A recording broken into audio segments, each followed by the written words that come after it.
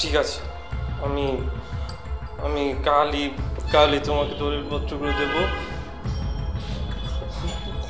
কিন্তু আমার ওই বাড়িতে থাকতে ভালো লাগে না। আচ্ছা ঠিক আছে, বিয়ের পর আমি তোমাকে একটা ডুপ্লেক্স বাড়ি গিফট করবো। তাহলে ওই বাড়িটা তুমি চাইলে থাকবে, নাহলে সেল করে দেবো। কিন্তু কালকের মধ্যে বাড়ি আর মার্কেটের দলিলপত্রগুলো আমার হাতে চাই।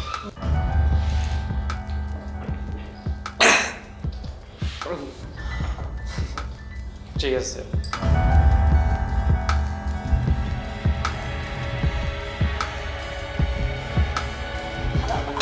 আবির, অনেক হয়েছে, রাখো রাখো। প্লিজ আমি একটু ছাড়ো প্লিজ আমি আর একটু খাবো। পরে থাকা যাবে, আর তো মাত্র কয়েকটা দিন। চল ববি, আবির চলো। ববি প্লিজ চলো।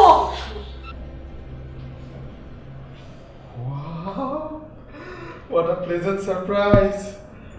আব্বা, ভাইয়াকে তো 1400 ডাকছে, আপনি জিতে যাবেন। ভাইয়া জিতে বাপরে কত! এই ছেলে, এই ব্যাগের মতো লাফাচ্ছ কেন? এই দেখি দেখি কি দেখে তুমি এমন লাফাচ্ছ? ও মাই গড, বাবা, ভাইয়ের নামে মামলা করেছে। ভূমি নিজে ভাইয়ের নামে কিডন্যাপিং এর মামলা করেছে। আরে বাহ, বাবা এই মেয়ে কিন্তু বুকের পাটা আছে। আমি জানি। আপনি জানেন? তুমি কিভাবে জানো বাবা? সেটা তো তোমাদের জানার দরকার নেই।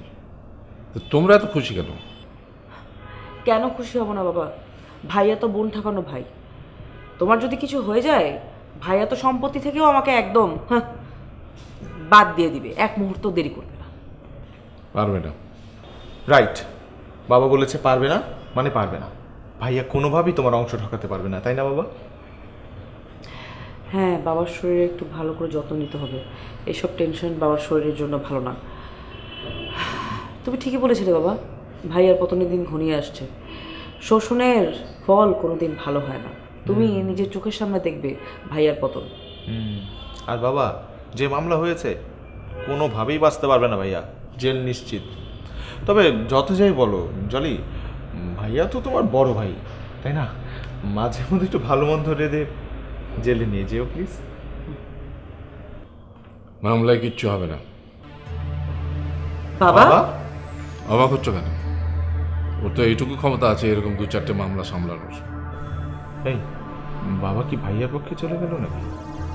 আমারও তো তাই মনে হচ্ছে। স্বার্থের পেছনে তোমরা ঘুরো, আমি না। না, ঠিকই বলেছে বাবা, একজন নির্ভীক মানুষ, কখনো স্বার্থ দেখেনি নিজের। ঠিক আছে না বাবা? বাবা, কফি করে নিয়ে আসি।